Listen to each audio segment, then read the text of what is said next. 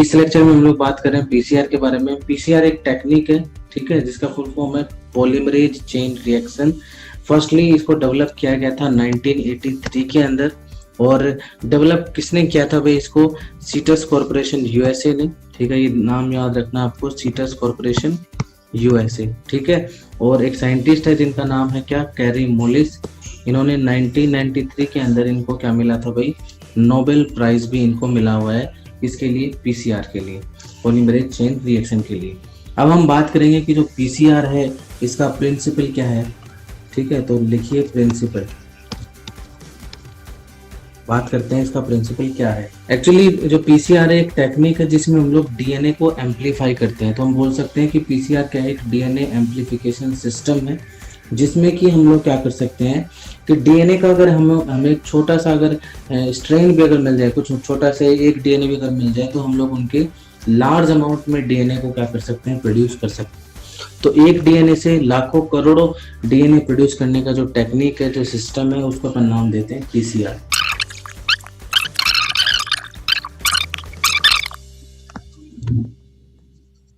From small amounts of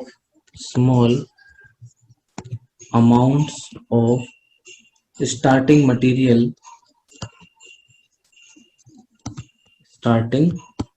यानी कि DNA के एक छोटे से अमाउंट से ही हम लोग क्या कर सकते हैं?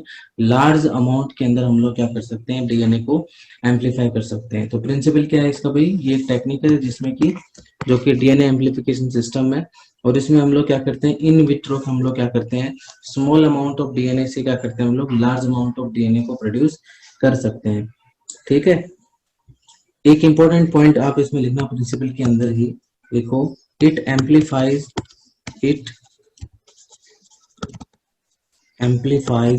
a specific DNA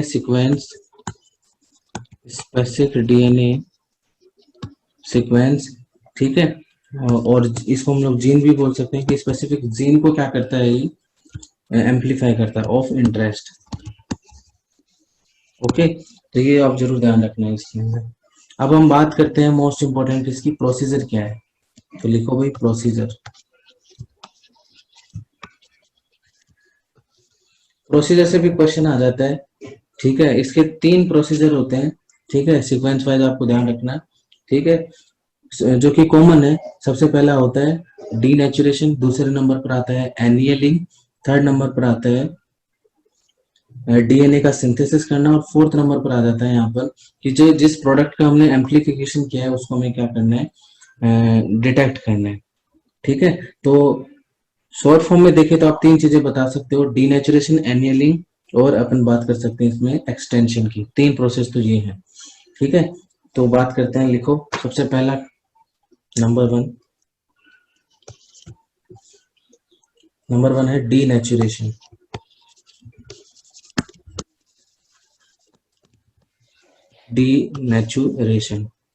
अब डीनेचुरेशन क्या होता है? इसमें क्या होता है, हमें पता है कि हमारा जो डीएनए है वो कैसा होता है? डबल स्टैंडर्ड डीएनए होता है।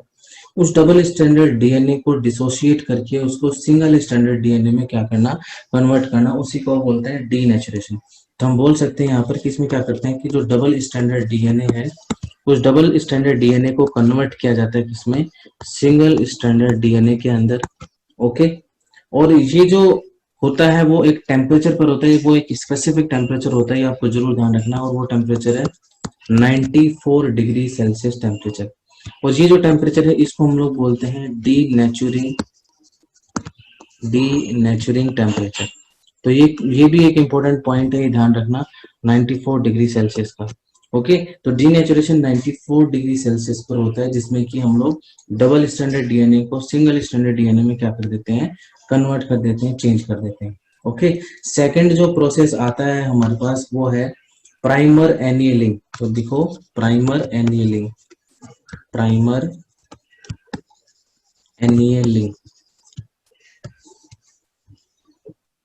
ठीक है। अब ये प्राइमर एनियलिंग क्या होता है ये भी आप समझो। अब हम लोग क्या करेंगे, पहले हमने डीनेचुरेशन किया था 94 डिग्री सेल्सियस पे। हम लोग एनियलिंग जब करते हैं तो इसके अंदर टेम्परेचर को 94 से रिड्यूस करके 50 से 60 डिग्री सेल्सियस पर लेके आ जाते हैं यहाँ पर, इसमें क्या करेंगे कि जो हमारा टारगेट डीएनए है उसके साथ हम लोग एक प्राइमर अटैच करते हैं। उस प्राइमर जो है वो क्या होगा, ओलिगो न्यूक्लियोटाइड। तो प्राइमर एनिलिंग के अंदर क्या करते हैं कि हम लोग टेम्परेचर को रिड्यूस करेंगे 50 टू 60 डिग्री सेल्सियस तक, और टारगेटेड डीएनए जो है उसके साथ हम ओलिगो न्यूक्लियोटाइड प्राइमर को जोड़ देंगे यहाँ पर। ठीक है, इस टेम्परेचर को यानी कि जो 50 टू 60 डिग्री सेल्सियस का जो टेम्परेचर था इसको हम लोग नाम देते हैं एनियलिंग टेम्परेचर, और इस प्रोसेस को हम लोग नाम देते हैं क्या, एनियलिंग ऑफ प्राइमर। ठीक है, तो इसमें आप लिखो टेम्परेचर इज रिड्यूस्ड, कहाँ से, 94 डिग्री सेल्सियस से कहाँ पर लेके आ जाएगा, 50 टू 60 डिग्री सेल्सियस में। तो यहाँ पर ये जो टेम्परेचर आप देख रहे हो, इस टेम्परेचर को हम लोग क्या नाम देंगे, यहाँ पर लिखो, इसको हम बोलेंगे एनियलिंग टेम्परेचर। एनियलिंग टेम्परेचर यानी कि इस टेम्परेचर पर ही क्या होगा, एनियलिंग होगी यहाँ पे। और होने वाला क्या है यहाँ पर, तो वो भी आप लिख सकते हो, लिखो, इसमें लिखो oligo nucleotide, oligo nucleotide primer, उनको हम क्या करेंगे, अटैच करेंगे, अटैच टू, किसके साथ अटैच कर रहे हैं हम लोग, टारगेट डीएनए के साथ, अटैच टू टारगेट डीएनए। तो ये आपको ध्यान रखना है कि इसमें ओलिगो न्यूक्लियोटाइड प्राइमर को 50 टू 60 डिग्री सेल्सियस पर हम लोग क्या करते हैं, टारगेटेड डीएनए के साथ अटैच हम लोग करेंगे यहाँ पर। ठीक है, और ये जो प्रोसेस होगा इस प्रोसेस को क्या नाम दिया जाएगा, तो ये आप लिख सकते हो, इस प्रोसेस को नाम दिया जाता है annealing of primer, annealing of primer. Primer कौन है यहाँ पर, प्राइमर है यहाँ पर ओलिगो न्यूक्लियोटाइड। ठीक है, इसको जोड़ दिया गया टारगेट डीएनए के साथ। टेम्परेचर कितना था, 50 टू 60 डिग्री सेल्सियस टेम्परेचर था। ओके, तो ये हो गया हमारा सेकंड प्रोसेस। थर्ड प्रोसेस कौन सा है वो लिखो, वो है हमारा डीएनए सिंथेसिस। भाई डीएनए का क्या करना है, सिंथेसिस करना है यहाँ पर। ओके, अब यहाँ पर आप ध्यान से समझो भाई, डीएनए के सिंथेसिस के लिए हमें क्या चाहिए, एक एंजाइम चाहिए जिसको बोलते हैं पॉलीमरेज एंजाइम। और ये जो पॉलीमरेज एंजाइम जो है ये एक थर्मस एक्वेटिकस होता है, उससे हम लोग क्या करते हैं, एक्सट्रैक्ट करते हैं, उससे लेते हैं अपन लोग यहाँ पे। तो सबसे पहले तो आप लिखो डीएनए के सिंथेसिस के लिए में क्या क्या जरूरी है वो चीजें लिखो, polymerase enzyme, polymerase enzyme derived from, कहाँ से इसको ड्राइव किया जा रहा है, कहाँ से इसको ऑब्टेन किया जा रहा है, तो लिखो Thermus aquaticus.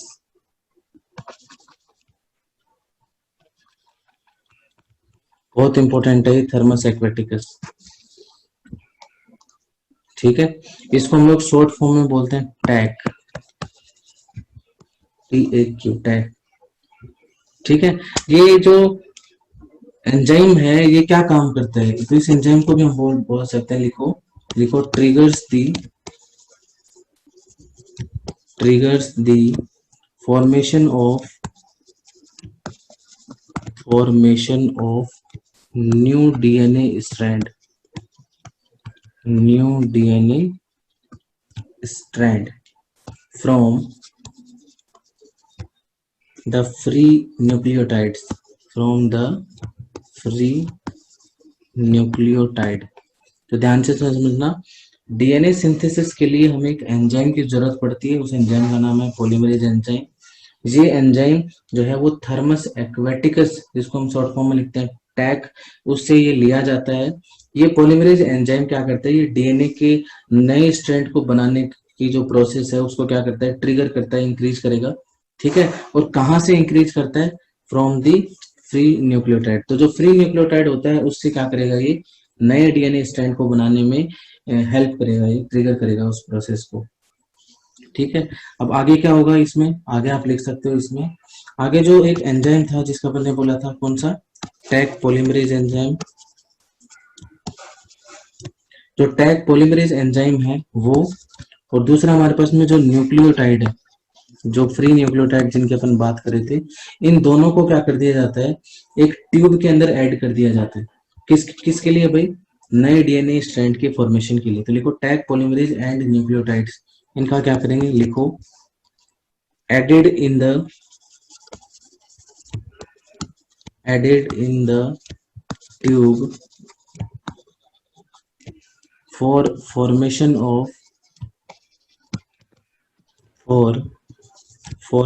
of new strands of DNA।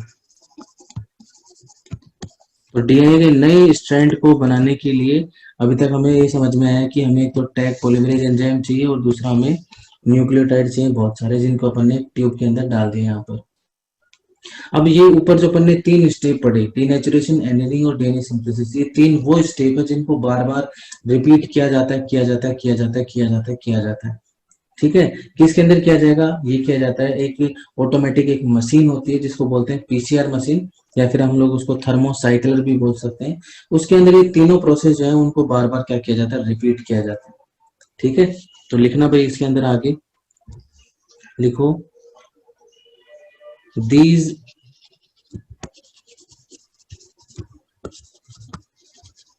3 steps are repeated again and again,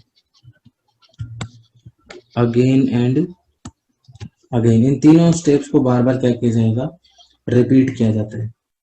ठीक है, लिखो और इसमें लिखो ऑटोमेटेड बाय, यानी कि इसको बार बार जो है वो कौन प्रोसीड कर रहा है, अपने आप क्यों हो रहा है। तो इसको एक मशीन करती है जिसका नाम क्या है, ऑटोमेटेड बाय, लिख दो उसका नाम थर्मोसाइक्लर, उसको नाम बोलते हैं, या फिर हम लोग उसको बोल सकते हैं पीसीआर मशीन। तो पीसीआर मशीन या थर्मोसाइक्लर की हेल्प से हम लोग क्या कर सकते हैं, इस स्टेप को बार बार रिपीट कर सकते हैं। ओके, अगला पॉइंट देखो यहाँ पर क्या होने वाला है, नेक्स्ट देखो द प्रोडक्ट्स ऑफ, तो ये साइकिल चलेगा तो कुछ ना कुछ प्रोडक्ट भी बनेगा हमारे पास। तो लिखो the products of first cycle become the template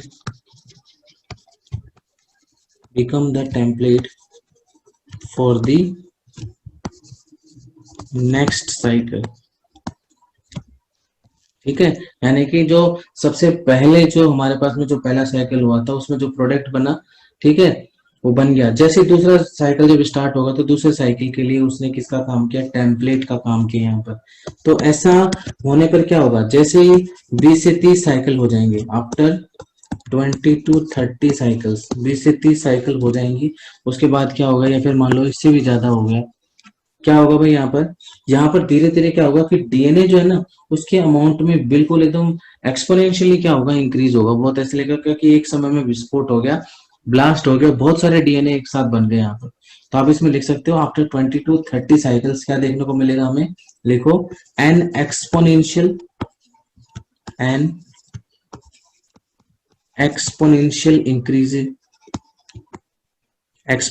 increase in the amount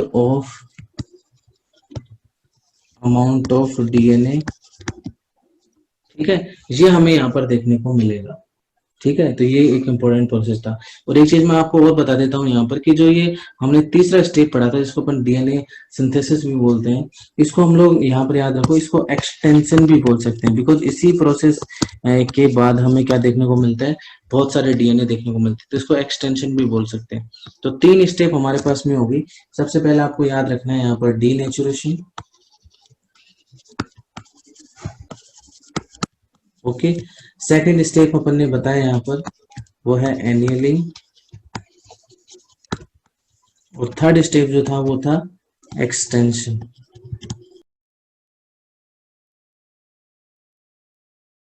तो यहाँ पर अपन ने देखा कि 3 प्रोसेस थी हमारे पास में, डीनेचुरेशन, एनियलिंग और एक्सटेंशन। टेम्परेचर आपको जरूर ध्यान रखना है यहाँ पर, जो कि मैं आपको ऑलरेडी बता चुका हूँ। डीनेचुरेशन के लिए जो टेम्परेचर रिक्वायर्ड होता है वो मैंने बोला कि यहाँ पर 94 डिग्री सेल्सियस आपको याद रखना है।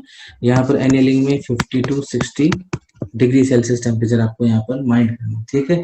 और एक्सटेंशन वाली जो प्रोसेस थी जो कि डीएनए सिंथेसिस है, इसके अंदर आपको एंजाइम याद रखना है, कौन सा, टैक, ठीक है। तो ये इंपॉर्टेंट था। इसके बाद एक फोर्थ स्टेप अपन और देख लेते हैं कि एट लास्ट अपन इसमें क्या कर सकते हैं।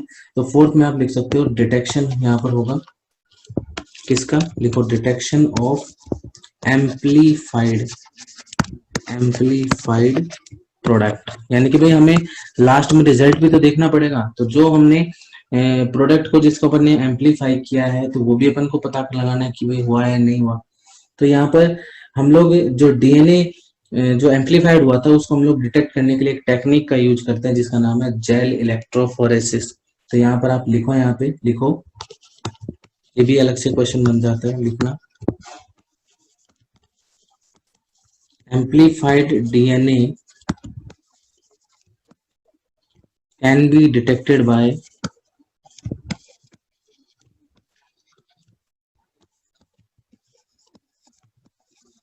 Gel electrophoresis.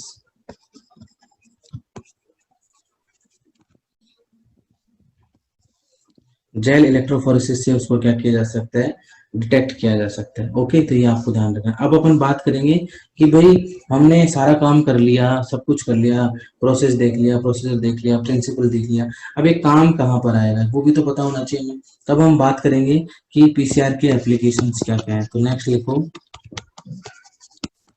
Application of PCR, PCR को कहाँ अप्लाई किया जा रहा है, ठीक है। तो देखो भाई इसमें टू द पॉइंट बात करेंगे। पीसीआर जो है ना वो हमें प्रोवाइड करता है एक रैपिड एनालिसिस, ठीक है, एक्सट्रीमली रैपिड एनालिसिस हमें प्रोवाइड करता है, ठीक है। और ये एक वर्सेटाइल टूल होता है पीसीआर, जो कि हमें इन्फेक्शियस डिजीज हो, जेनेटिक डिजीज हो या फिर नियोप्लास्टिक डिजीज हो तो उसके लिए बहुत यूजफुल है ये हमारे लिए।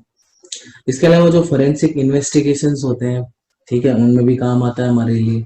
इसके अलावा अगर हमें इवोल्यूशन के तौर पे अगर देखें तो जो फाइलोजेनेटिक जो रिलेशनशिप्स आते हैं हमारे पास में फाइलोजेनेटिक, तो उनके एग्जामिनेशन के लिए भी हम लोग अब पीसीआर अप्लाई कर सकते हैं, ठीक है। इसके अलावा बहुत सारे इन्फेक्शियस एजेंट्स होते हैं तो उनके डायग्नोसिस के लिए भी क्लिनिकल जो लेबोरेटरीज होती हैं उनमें भी पीसीआर का यूज किया जाता है। तो एप्लीकेशन में लिखना, आप यहाँ पे लिखो PCR provides, PCR provides extremely rapid analysis, extremely rapid analysis, ठीक है। नेक्स्ट लिखो जो पीसीआर है वो क्या है भाई, एक वर्सेटाइल टूल है। PCR is a versatile tool useful in, अब किस किस में यूजफुल है ये, तो वो आप लिखना है यहाँ पे, लिखो इन्फेक्शियस, जेनेटिक और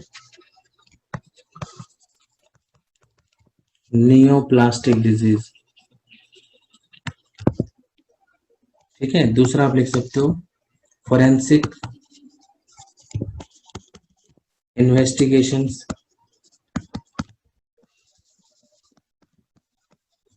वहां पर भी इसका यूज हो सकता है। तो पहला था कि जो नियोप्लास्टिक है, जो जेनेटिक है, इन्फेक्शियस डिजीज है, उनमें फोरेंसिक इन्वेस्टिगेशंस में।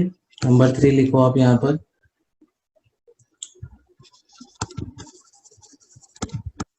एग्जामिनेशन ऑफ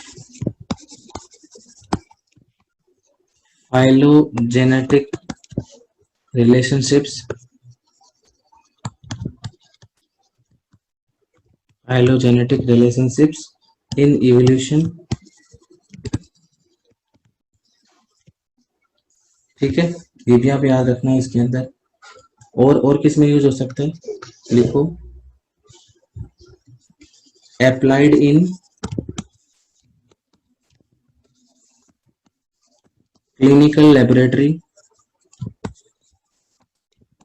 किसके लिए, for diagnosis of, for diagnosis of various infectious agents okay, ये आपको ध्यान रखना है। तो इसमें होता क्या है, कोई भी इन्फेक्शियस एजेंट अगर होता है ना, तो उसका डीएनए का एक पर्टिकुलर सीक्वेंस जो है, जो स्पेसिफिक होगा, वो बार बार इसके अंदर क्या होता है भाई, एम्पलीफाई होता है, बार बार उसको एम्पलीफाई किया जाता है। तो ये भी आप लिख सकते हो इसके अंदर, लिखना a specific DNA sequence, a specific DNA sequence a particular of a particular infectious agent is amplified with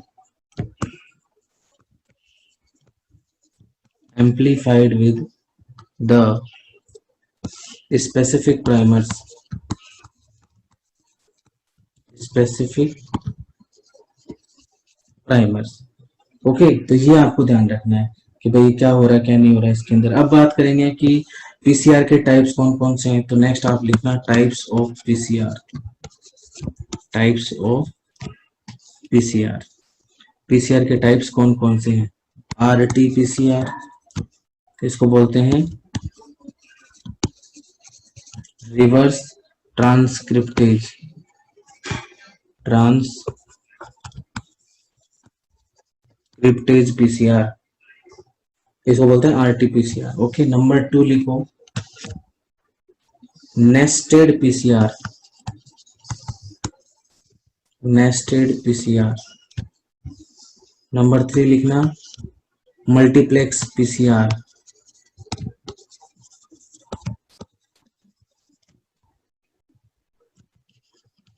और लास्ट लिखो इसमें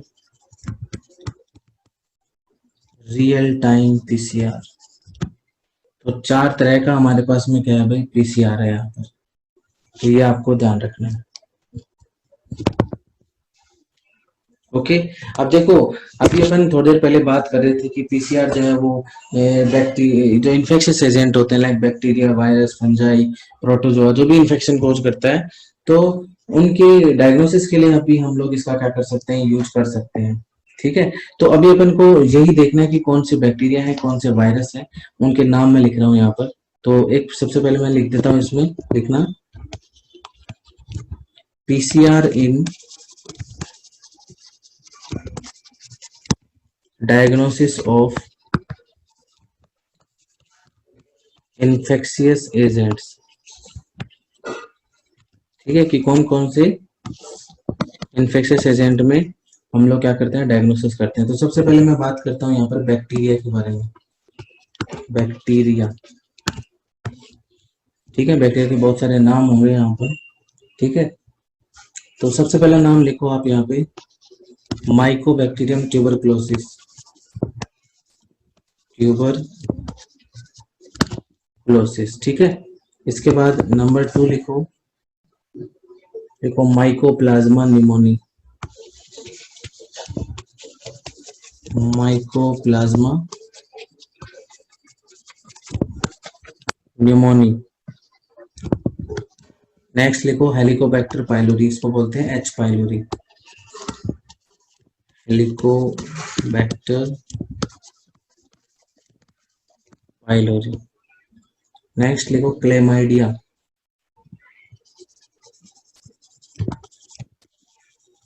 क्लेमाइडिया ट्रैकोमैटिस,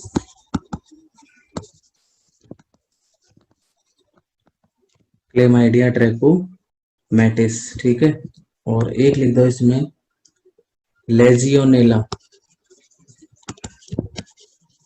लेजियोनेला न्यूमोफिला, न्यूमोफिला। तो ये 5 एग्जाम्पल आपको याद रखने हैं यहाँ पर। तो इसके आप ट्रिक याद रख लेना, MCH-ML, MCH-ML। ओके, तो ये तो हो गया बैक्टीरिया। बैक्टीरिया के बाद आप लिखो फंजाई। फंजाई में आप नाम लिखना, देखो सबसे पहले कैंडिडा एल्बिकेन्स,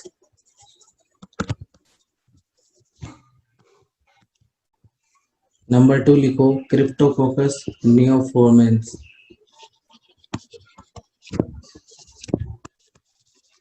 क्रिप्टोकोकस नियोफोर्मेंस।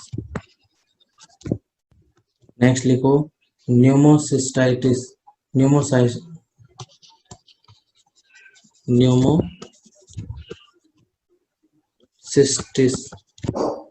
चिरोवेसी।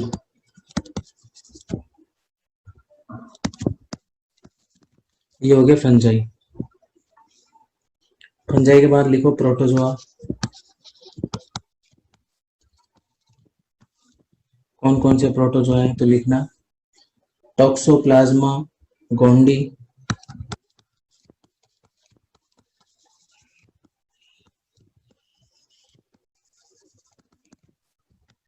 नेक्स्ट लिख दो ट्रिपैनोसोमा क्रूजाई,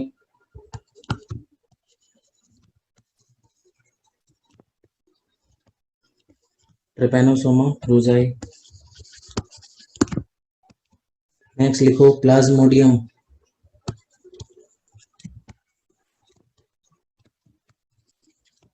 ये हो गया प्रोटोजोआ।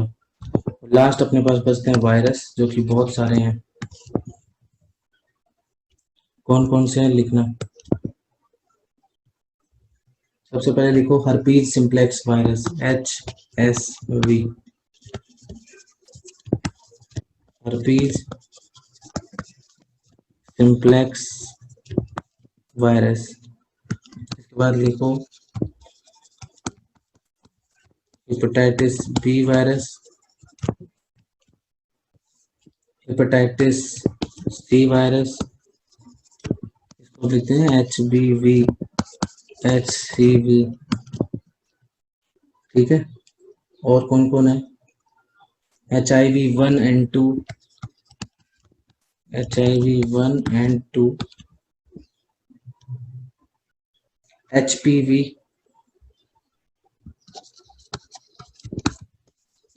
ह्यूमन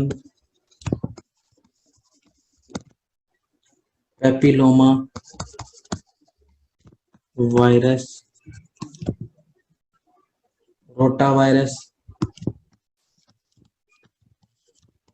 थोड़े दिन पहले आपने नाम सुना होगा इसका वापस, human herpes virus, human herpes virus 6 HHV6, rhino virus,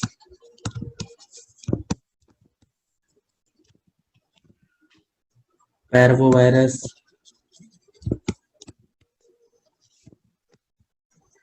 adeno virus,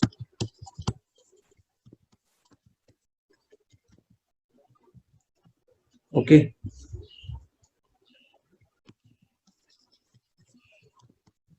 measles virus,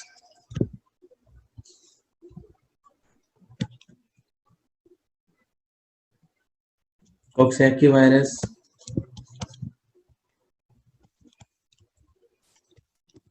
coxsackie virus, और लास्ट लिख दो साइटोमेगालो वायरस, साइटोमेगालो वायरस। तो मैंने आपको सारे वायरस के नाम बता दिए कि भाई इनमें हम लोग क्या करते हैं, PCR टेक्निक का यूज करते हैं।